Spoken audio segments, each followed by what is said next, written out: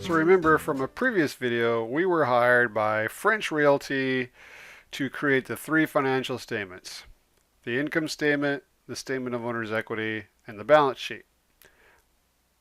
We've already done the income statement and we will need that for this task.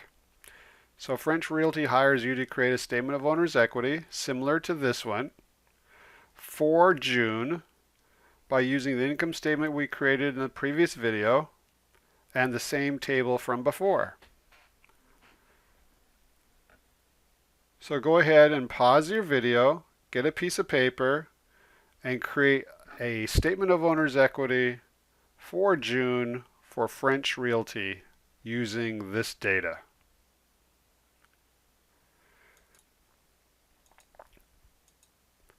So did you actually pause the video? I hope so. The only way you're really going to learn this stuff is to try it on your own and go through the mental process of trying to create a statement of owner's equity.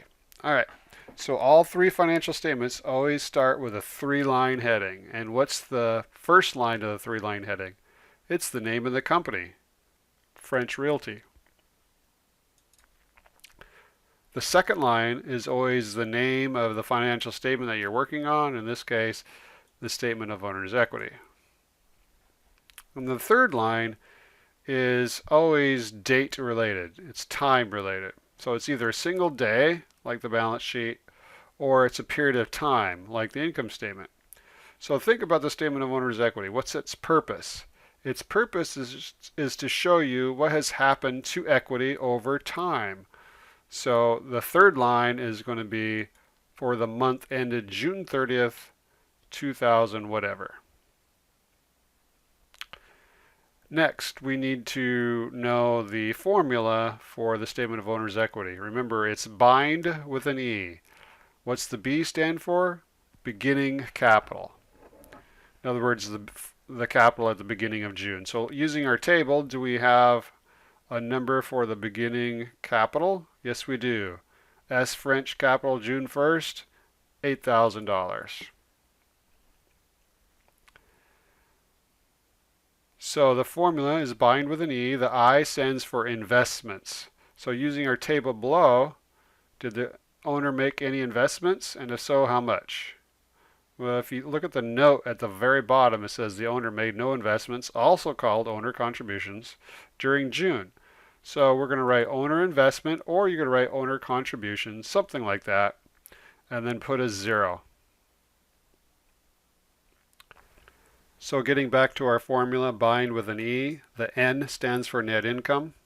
So do you remember what the net income was from the previous assignment where we created an income statement for this company?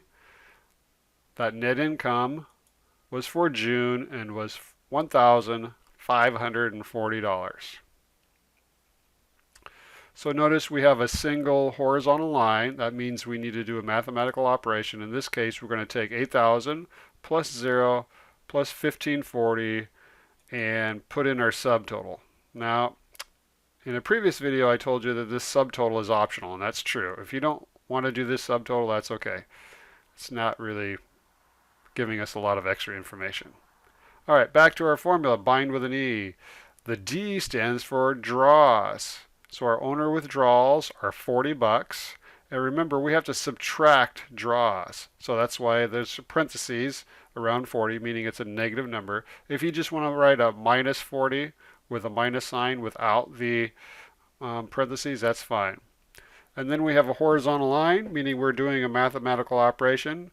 In this case, we're going to take $9,540 minus $40 gives us ending capital of $9,500, and traditionally they have a double underline because with the end of the column. Cool, we made our first statement of owner's equity.